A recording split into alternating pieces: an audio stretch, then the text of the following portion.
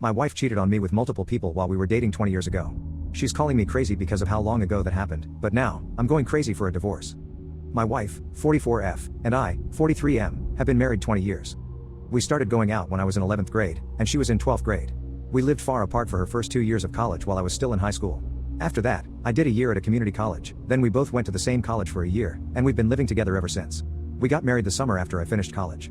Our marriage was going well, but I asked for a divorce when I found out she was seeing other guys during the 2 years we were apart. Right after Christmas, we hung out with some friends she knew from college. We caught up, had dinner, and had fun. My wife mentioned that we first met in high school, but she didn't say we dated. One of her old roommates said it was surprising we met so early and ended up together.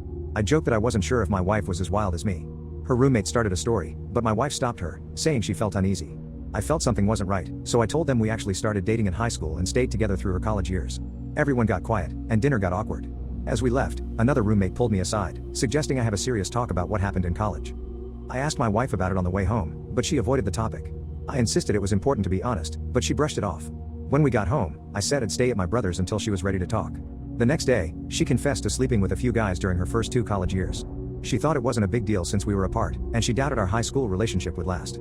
I asked for details, and she admitted to at least 10 guys, including 3 she introduced to me as friends when I visited and 1 she still talked to. I told her I wanted a divorce and started the paperwork on January 2nd. Most of her family and some of mine are saying I shouldn't end my marriage because of a few mistakes. But I believe cheating on me with many men over years is not okay, especially when she kept up relationships with them right in front of me. We have 2 kids, but they're 17 and 19, and I think they'll understand why I need to leave. Am I wrong for wanting to leave? It feels like everyone's telling me to ignore years of cheating and lies. My wife and some friends say it's common to be with other people when you're in a long-distance relationship, and I'm weird for not doing it too. I felt like they were trying to make me doubt myself, so I wanted another opinion.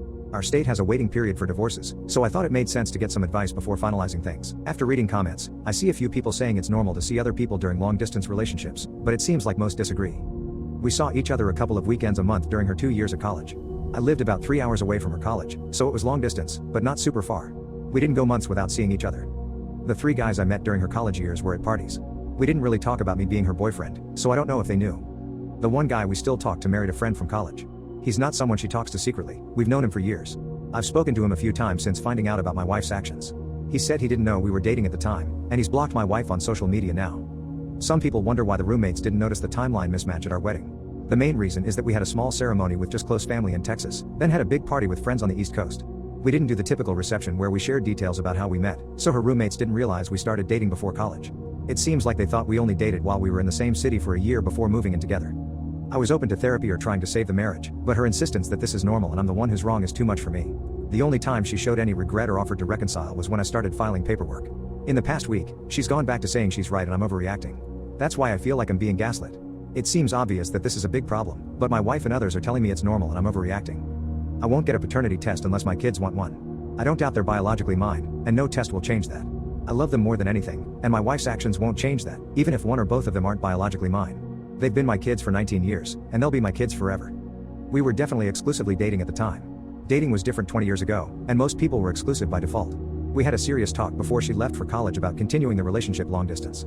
She wanted to stay together and even joked about her dad coming after me if I cheated.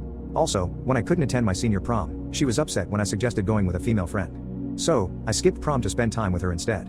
While we didn't explicitly say we were exclusive, I think the reasons above, plus our general relationship before she left, make it clear. After seeing some comments, I reached out to the friend who suggested having an honest talk. She mentioned that 10 guys would be on the low end and expressed concern about at least one pregnancy scare I didn't know about. Honestly, I don't think the number changes much for me. It's not just about how many, but the fact that she doesn't seem to understand why it hurt me or why it was wrong. I'm still willing to try therapy if she is, but I think it would be more about being good co-parents and finding closure rather than saving our marriage. Things would be different if I felt she wanted to fix this. During our talks, she kept brushing off my feelings and saying I was overreacting to normal behavior. She didn't show any regret until she realized I was serious about divorce, and even then, she got defensive and angry. She didn't offer to fix things until I started the paperwork and told her I had a lawyer. I believe we can handle co-parenting. Our kids are older, and I've been saving money for their education for a long time, so custody and financial issues shouldn't be a big problem. We're both financially stable and earn good incomes. I've hired a lawyer who drafted an intent to separate, and he sent her a copy by certified mail. As far as I know, it's not an official divorce paper with the state, but part of the process to give her a chance to get her own lawyer if she wants to contest it. The actual divorce process will likely take months. I'm not fully moved out yet. I've been staying at my brother's place while I figure out a more permanent living arrangement. The dinner happened on the 26th. After that, I went to my brother's house that night to give us both some space. We talked several times over the next 4 to 5 days, but she made it clear she didn't think she did anything wrong. If she had shown any remorse or consideration for my feelings, I might have waited. But she didn't, so I found a divorce lawyer. We filled out and sent over boilerplate intent to separate agreements the same day. Even though we're not legally divorced yet, and I'm not sure if there's a legal concept of separation in my state, I've made it clear that this is happening and started the process.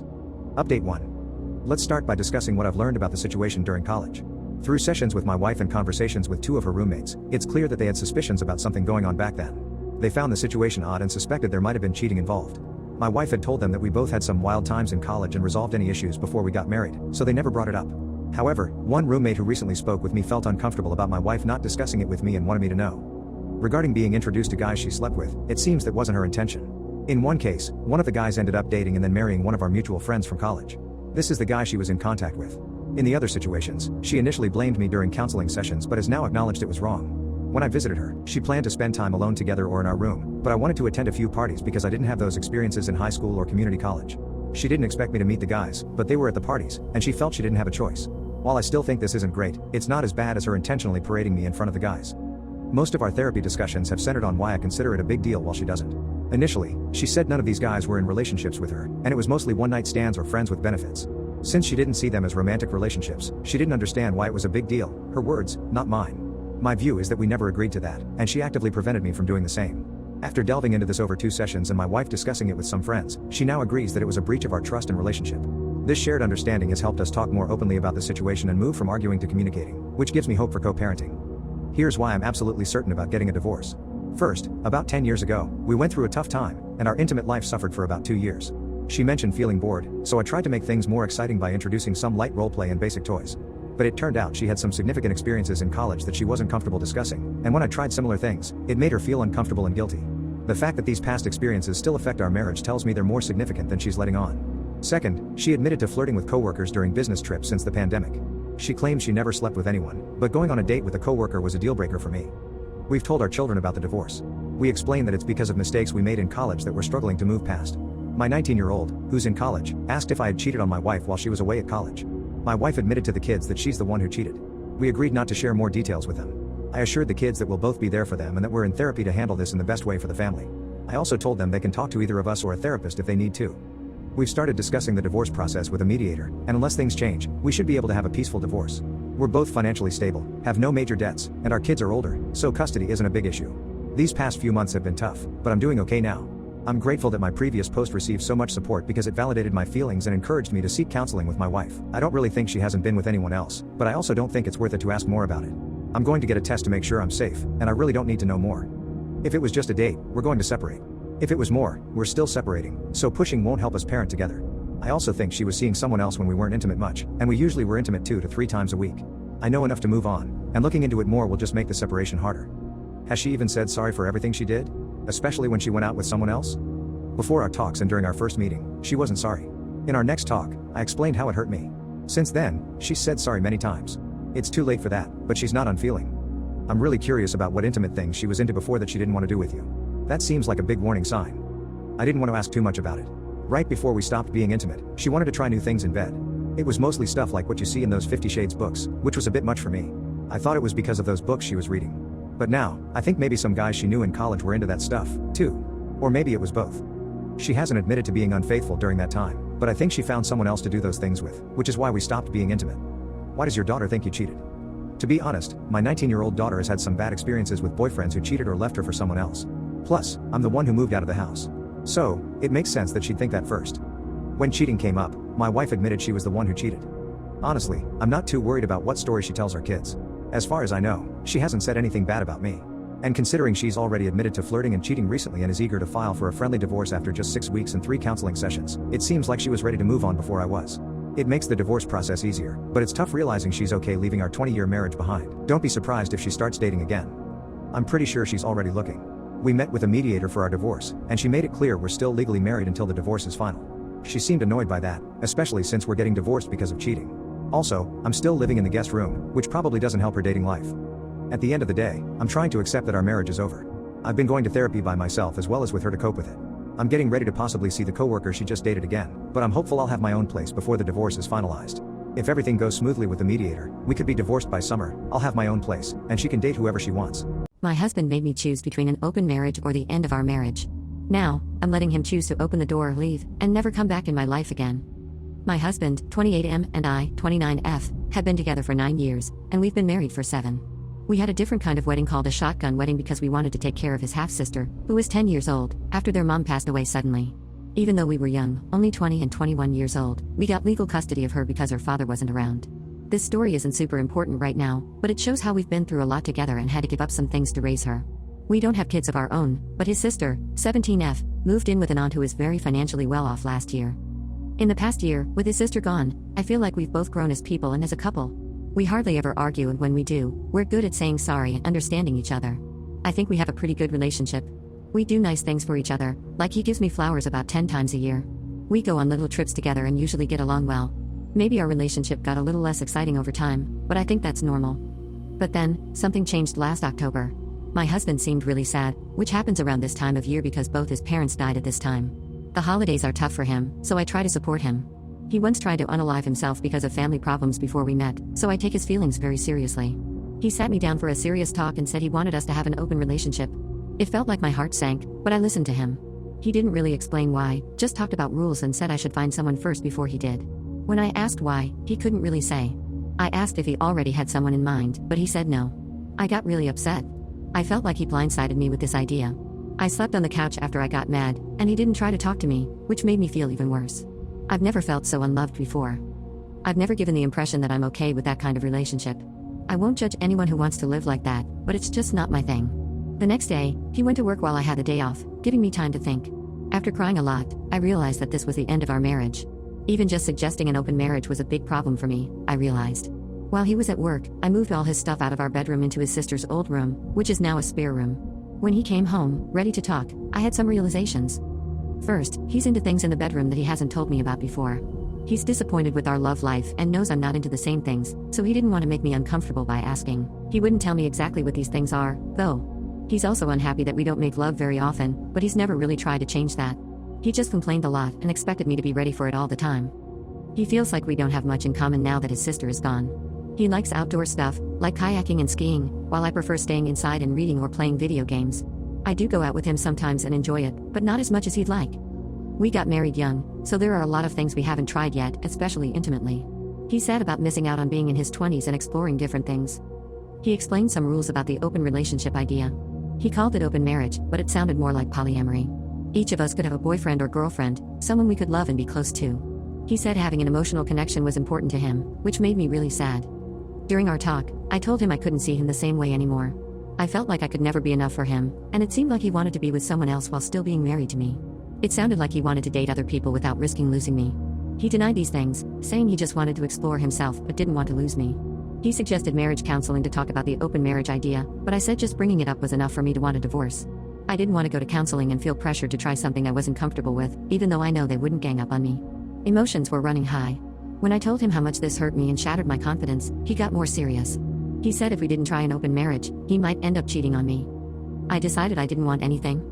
I filed for divorce exactly a week later. He was very upset, angry, that I moved so quickly and asked him to leave our bedroom. But I won't settle for being second best or have to compete for his attention. I can't believe he's okay with the idea of being with someone else while still being with me. Is he really willing to let me go just to explore his options? I can't believe I wasted so much time on him, helping him with his family and raising his sister. I feel used. Was I too quick to act? Should I have waited longer before filing for divorce? Should I have gone to counseling, or was I right to trust my instincts about our marriage being over? I still care about him, but I need to be logical. We're still living together while we sort things out, but now he's being mean and nosy, asking for personal details about my life. I need to get out of this house. How do I deal with all these mixed up feelings? The aunt usually lives in another state but set up a temporary place here to stay when she visits. She's married to a wealthy man, but I've never met him myself. She helped with funds for their mother's funeral, but apart from that, we didn't get much financial help from her or anyone else. We felt pretty alone. Our little sister had her own problems after their mom passed away. My husband and I were busy with work and didn't feel like we could give her enough time and attention, but her aunt, who's retired and has plenty of money, could. When she asked if she could move in with her aunt, we thought it was a good idea, so we agreed. I think the discovered I was poly thing can be a bit of a cop-out. It's not like being gay or straight, it's more about how you do relationships. People can enjoy different relationship styles depending on the situation, but there's also a lot of social and emotional stuff involved. I know some people don't like the idea of polyamory, but I've seen it work in real life, although usually when people are on the same page from the start. Still, relationships can evolve naturally. I think there's more to it than some people realize. In reality, my husband isn't really into polyamory, or at least that's what he says. He told me he doesn't want it for future relationships, just with me so he can explore his preferences without losing me or making me uncomfortable. I guess that's kind of nice? But regardless, suggesting an open marriage is still a no-go for me. So it doesn't really matter in the end. I went through something similar. The guy was already cheating, and one of them threatened to spill the beans. So, he pulled the same line about opening up the marriage, talking about kinks, and all that jazz. Broke my heart after 12 years. Then came the trickled truth when he realized I was done just based on the suggestion. Please, get tested ASAP. Don't wait. Some diseases don't show symptoms but can cause serious damage. I never even considered that he might have already been with someone else. We've both been cheated on before, even back in our teens, and we agreed we're better than that, promising not to hurt someone like that. But with all these comments, I'm starting to get really paranoid. You can bet I'm scheduling that test ASAP to make sure I'm all clear. If I find out I have a disease, it's proof he cheated before he brought up the open marriage talk. That would change everything for me. I'd document every interaction with him for your lawyer, especially since he's being abusive now just because he didn't get his way. I was starting to feel like I was losing it. Every time we talked, he made me out to be the bad guy, like I was making things up. So I started recording our conversations and playing them back. Man, he's really messing with my head. I played one for my best friend, and she went ballistic. He wants to know every detail of where I go on my days off, when and where my family's Thanksgiving dinner was, if I've told my family yet and what they said, who I'm hanging out with, if work knows yet, and so on. Some of it seems normal to be curious about, but some stuff, there's just no reason he should know. I'm asking seriously, is he gay? I don't think you're overreacting. Close friends who know about the situation are also wondering the same thing. He's been spending a lot of time with his gay best friend since we split. I don't think he's gay. If anything, he might be bi, but he'd never admit it. Update 1. It's been more than 90 days since I first filed for divorce, so it's almost official. I'm heading to the courthouse tomorrow to finish up the paperwork. Luckily, our divorce was pretty straightforward. We agreed on splitting things, and he didn't put up a fight about me taking our 2 cats, who are more attached to me anyway. I bought a small home for myself and the cats and moved in a few days ago. I won't sugarcoat it, this whole process was really tough emotionally. Dealing with him going from hot to cold all the time was exhausting. One minute he'd be name-calling and trying to control who came over, and the next, he'd be calling me all day and acting like everything was fine. It felt like emotional whiplash living with him while trying to find a new place. Once, he came home and saw me eating during a break from packing. Things were a bit messy because I was multitasking, and he started yelling and throwing my things around. Another time, he texted me asking why I wasn't interested in where he'd been spending his days off, and later asked if I'd consider trying again if he dropped the open marriage idea. I told him we were past that, especially after he said he'd cheat on me if we didn't open the marriage. I got tested for diseases, and thankfully, everything came back clear. So, I don't think he was cheating already, but he's really embarrassed about the whole situation. He wants me to tell people he cheated on me instead of explaining the truth. I'm still figuring out what to do about that. I let him know in advance that once I moved and the divorce was final, I'd be cutting contact. I did all the paperwork, separated bills and bank accounts, hid my new address, blocked him on social media, and I'm even changing my phone number once everything's done. He thinks going no contact is vindictive. Despite everything, I still care about him a lot. But that's exactly why I need to cut contact, for my own peace of mind and self-respect. I can't tell him that because I don't want to give either of us false hope. I don't plan to be with anyone else for a while, I just want to focus on building myself back up. I haven't started counseling yet, but now that I'm settled in my new home, I'll probably look into it soon. I have a strong support network of friends and family. Our mutual friends were all on my side, which felt validating. The only thing I regret is staying with him despite all the red flags over the years. I've shared some in the comments of the original post. Right now, I'm feeling a mix of relief and grief. I just need time to heal. In our conversations, he mentioned that he believed 99% of open marriages fail because they're a last-ditch effort for failing relationships. He thought since we had a great relationship, we'd be an exception. I tried explaining to him that what he suggested wasn't an open marriage but more like parallel polyamory, which is really hard to make work. But he didn't care, he just wanted me to change my mind and stay with him. But for me, there's nothing to work out. He wants to be with someone else and fall in love again, so I'm giving him the freedom to do that by stepping back. Like many have said, you can't have your cake and eat it too. There's not much more to say about it. I said I was leaving, and I followed through. Here's to hoping 2024 is my year. I'm confused why you say he doesn't deserve no contact. He torpedoed your marriage because he wants to be with other women. He's lucky you didn't go off on him. Actions have consequences. Oh, he definitely deserves no contact. I meant he doesn't deserve the love I still feel for him.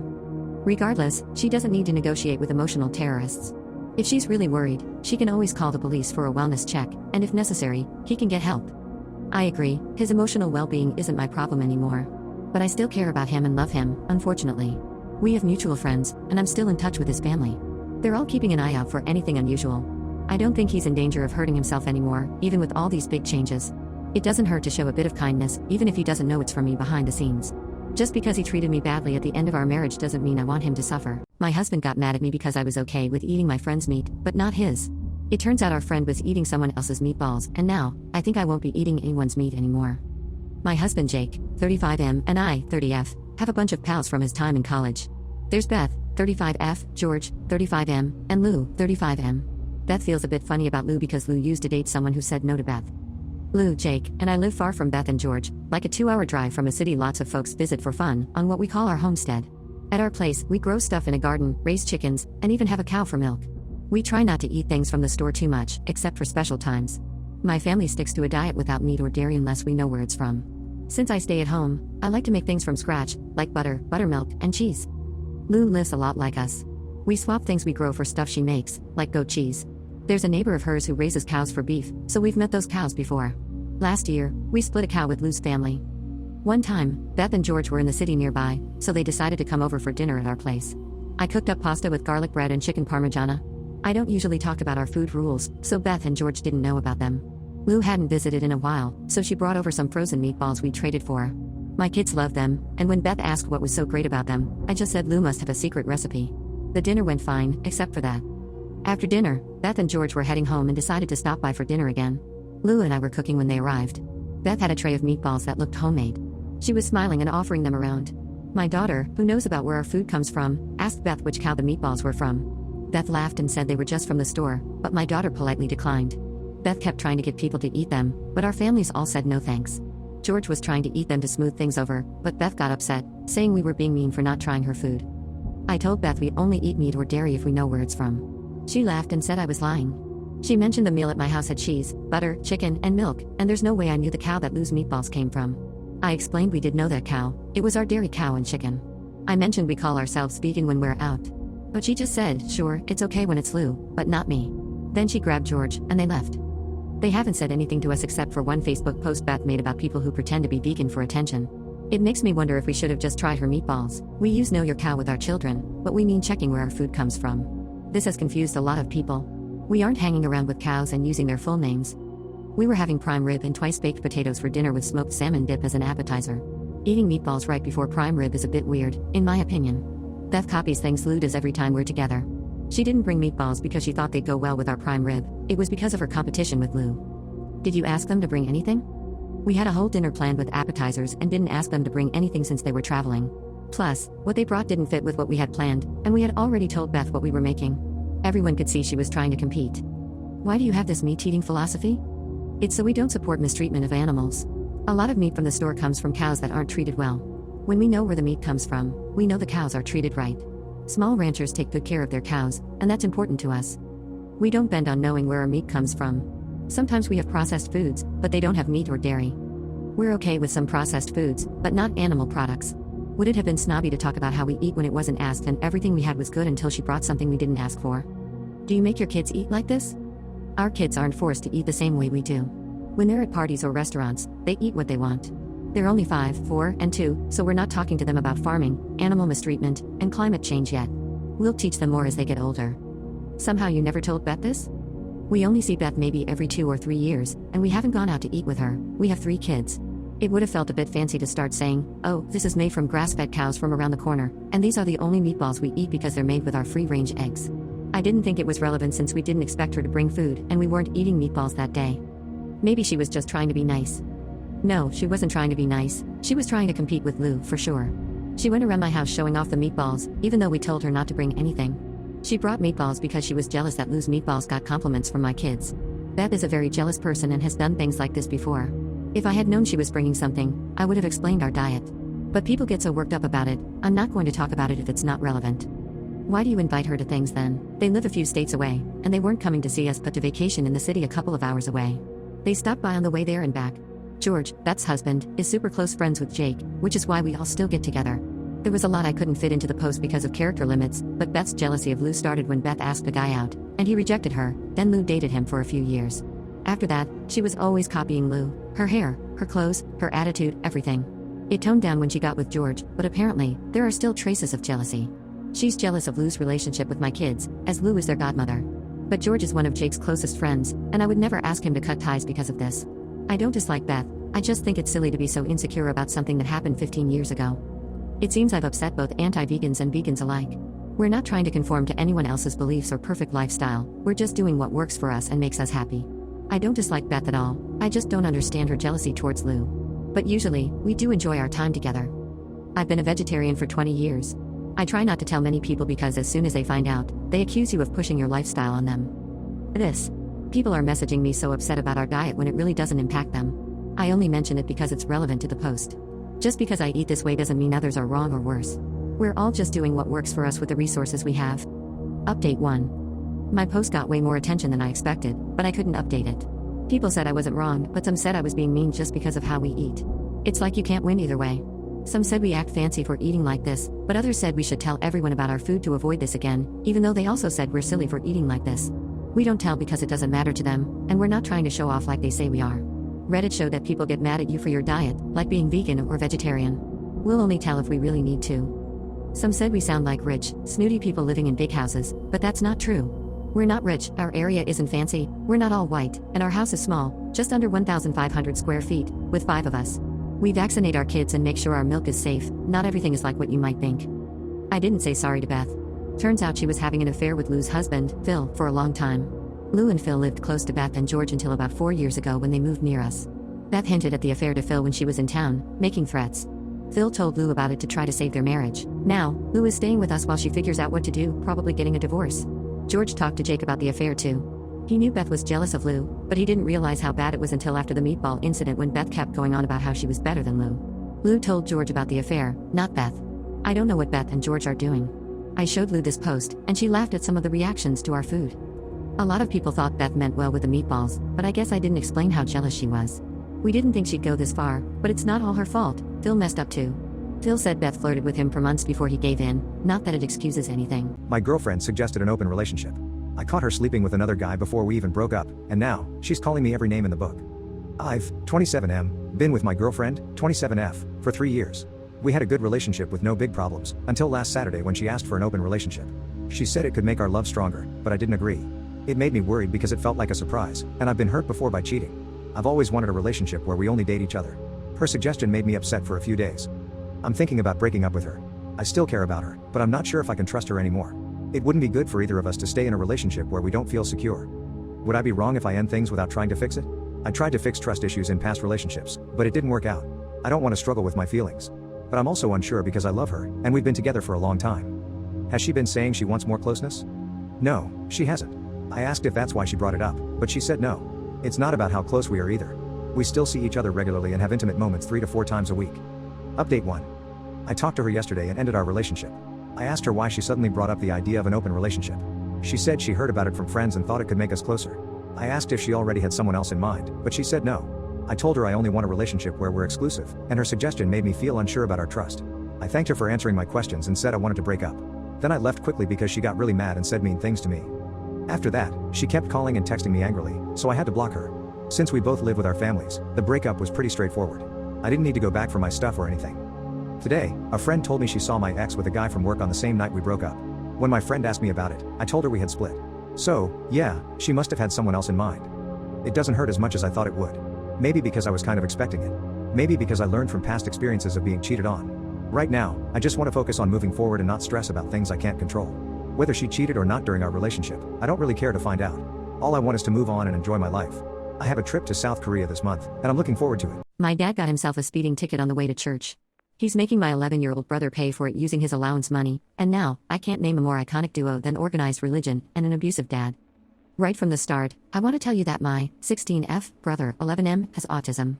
He sometimes finds it hard to get ready by himself and takes a while to get dressed or wash up. Mom usually helps him out. Dad doesn't like being late for church and often gets upset when Mom takes a long time helping my brother. Last Sunday, Dad got a ticket for driving too fast to church. He blamed Mom and my brother for not getting ready on time. He yelled at Mom in the car and my brother when we got home. But my brother isn't doing it on purpose, it just takes him a little longer.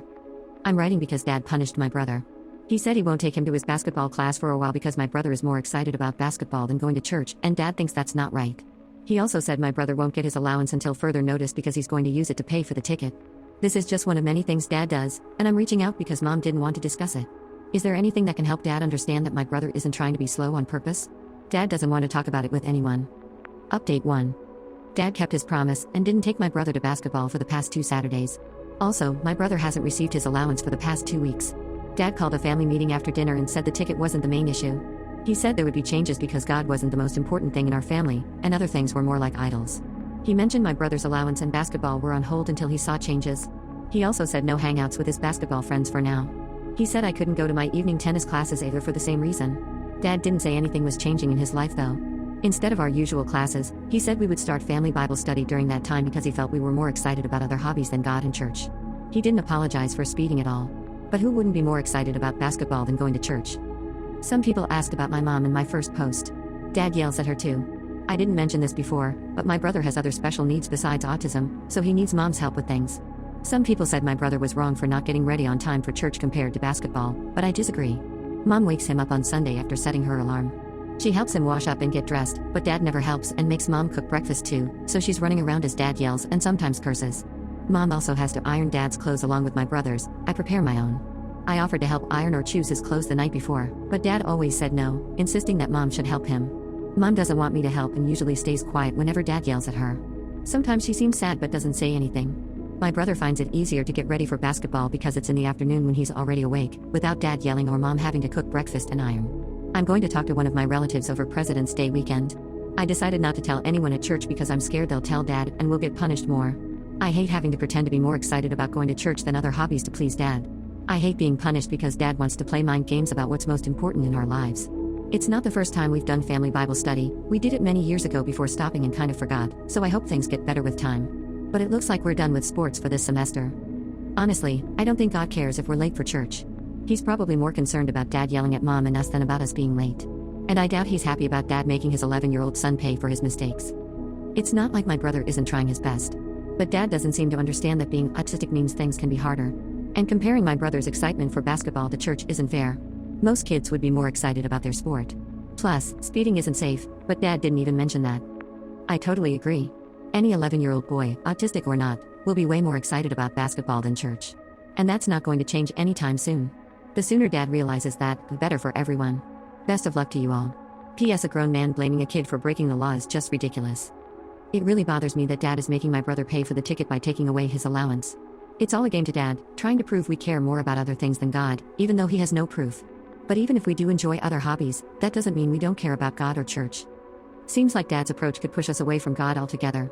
And honestly, any God who's described as jealous isn't someone I'd want to worship. Yeah, I said it. Your dad decided getting to church on time was more important than driving safely. He made the decision, so he should pay the ticket. What a jerk. Doesn't your dad realize he might be causing issues where my brother resents God? Or even resents him when he's older? I know people whose parents forced them to go to church, and it made them walk away from their faith. My boyfriend has been lying to me about who and where he's been sleeping at night. Now, he has no idea that right after he takes his residency exam, he's going to be single like a Pringle. We've been together for 3 years. Only in the past year, his drinking problem became clear. When he drinks, he gets mean. Every time he comes home after drinking, he yells at me. He also started using substances, so he often doesn't come home until 10 a.m., after being gone for half a day. His yelling turned into calling me names. I told him he needed to change, but he promised to change everything. No more late nights, no more leaving me alone, no more yelling, no more substances, and no more secrets about where he goes or who he's with. But he doesn't know that I know he lied every weekend when he said he was asleep in bed. He doesn't know I know about every girl he's given his Instagram to, or that he begged his friends to lie to me. He doesn't know that I'll have my things packed and ready to leave as soon as he comes home from his residency exam. That's in 1 week. He doesn't know that when he talks about us buying a house and getting married, I cry because of how hurt I am, not because I'm happy. Right now, he's singing in the other room, making plans for how we'll celebrate if he passed the exam. Can you explain why you're not leaving right away? I just want to understand your feelings better. I work in the same field, so I know how tough it can be. I want him to pass and have a good life, just not with me. I suggest packing your things and leaving while he's away. Then if you want to give him closure, meet him somewhere public, not a bar, maybe a cafe, and tell him you're leaving and your things are gone. Don't risk him getting violent. That's a really tough choice to make, but it sounds like the right one. He's not stable, and he doesn't seem like he'll change. Buying a house with him would be a big mistake. I'll have my things packed and be ready to leave as soon as he comes home from his residency exam. You might want to reconsider that part. He's shown he can be volatile. Coming home from a stressful exam to find you ready to leave might make him explode. The best case scenario is a loud, unpleasant scene. The worst case scenario is violence. Leave while he's at the exam. Don't wait for him at home. If you feel you need to give him closure, do it in a safe way. Meet in public, have friends nearby, or call him. Don't end things with a volatile person in private, especially in a way that could lead to conflict. Your plan puts you at risk unnecessarily. Update 1. Thank you all for your support and comments. It meant a lot to me during this tough week. I want to clear up some confusion. I'm not from the US, and English isn't my first language. When I mentioned the residency exam, I meant the test med students take to work in a hospital. To those who suggested telling his boss, he doesn't have one, and there isn't a board to report him to. He passed several admission tests that check his mental and physical fitness. I can't go against multiple doctors' approval with just my word. I visited the hospital to see what I could do to prove he's a danger. They said I'd need hard proof, which I can't get. But they assured me they'll keep an eye on him during checkups. I also told his parents and friends why we broke up. About the breakup, it didn't turn violent. I followed advice and met him in a public place after his exam. At first, he acted strangely, even leaving briefly, but he came back apologizing. We had a civil talk. I explained how alone I felt when he stayed out late. I told him he's not the person I want to raise children with. I mentioned his volatility and my fear of being hurt. He cried and begged, saying I'm the love of his life and he'll seek help. He promised never to see those friends again, denied cheating, and vowed to go to therapy. The breakup was long. Since then, he bought me tickets to Venice for my work milestone in 2 months, suggesting it could be for us. He gave me flowers for Valentine's and asked to meet, but I declined, warning I'll block him if he persists. I'm very sad because my family won't talk to me. They say I'm selfish for not meeting their emotional needs and insist I take him back. I feel sorry for both of us, seeing how substances and drinks can change someone. Block him anyway. And I hope you didn't accept his gifts and give him false hope. I didn't. I told him absolutely no to keeping in touch, to going out, to the flowers or to Venice and any other things that he might think of. Good for you. It's so hard when your own family doesn't support your decisions. But future you will be so happy that you made this choice. He sounds like a mess and should fix himself before getting into a relationship with anyone. Yay, it certainly isn't easy. I had them yelling at me through the phone, I stopped responding and now they are yelling at me through my door. I think the hardest part of this breakup is how disappointed I feel by my own family. It's amazing how week after week as I am trying to change what's making me unhappy I end up even more miserable. My boyfriend is starting to get tired of me being vegetarian. Now, he pulled me by my hair and tried to force feed me his meat. My boyfriend, 23M, and I, 25F, have been together for 3 years and have lived together for 1 year. I've been a vegetarian since I was 11 years old by my own choice, even though no one else in my family is veggie. My boyfriend eats meat. Even though my ideal partner would probably be a vegetarian, I see this as something I accept for an otherwise great guy, kind of like what Dan Savage calls the price of admission.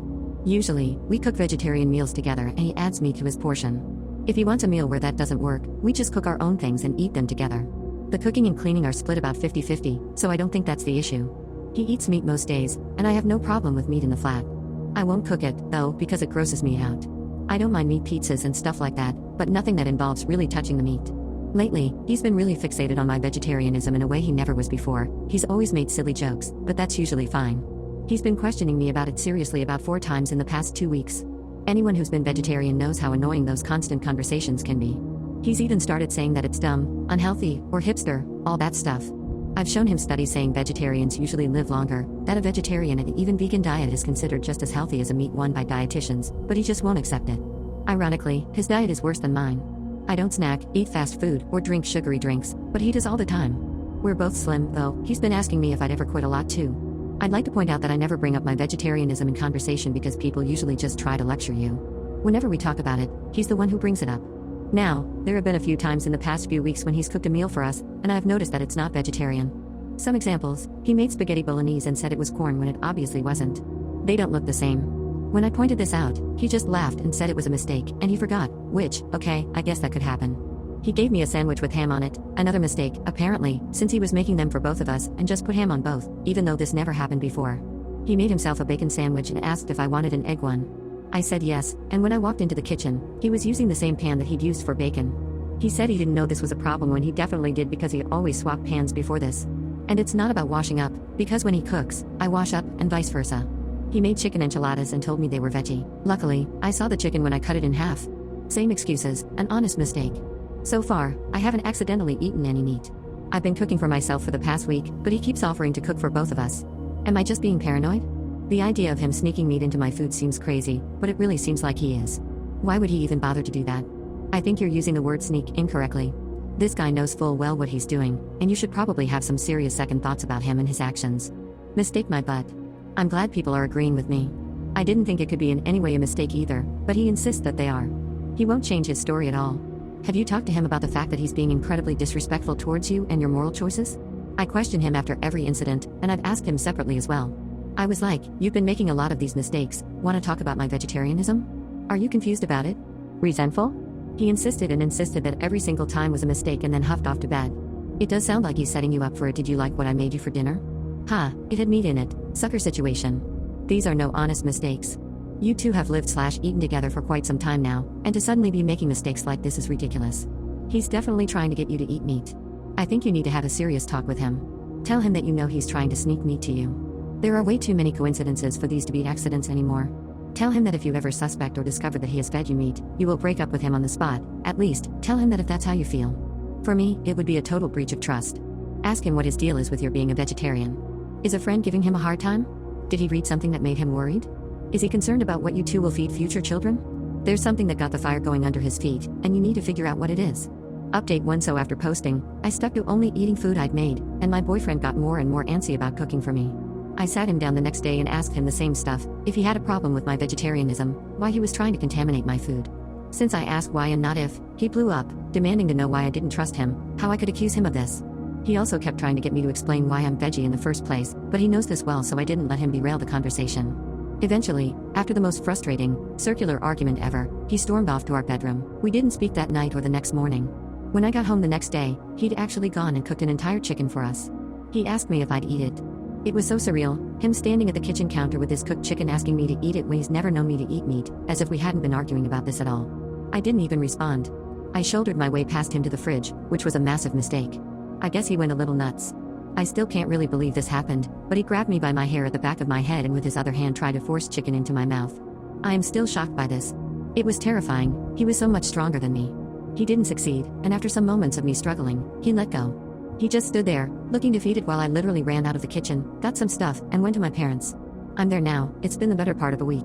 He's agreed to move out, put up no fight for the flat or for us, which I wouldn't accept, of course, anyway. When we spoke on the phone to decide this, he sounded ashamed, quiet. I hope he's ashamed. I'll never know why he suddenly snapped about my vegetarianism, and I frankly don't care anymore. He's obviously just a jerk to do that anyway. This past month or so has been so different from the rest of our relationship, it's crazy, but there's no coming back from this. I'm well rid of him.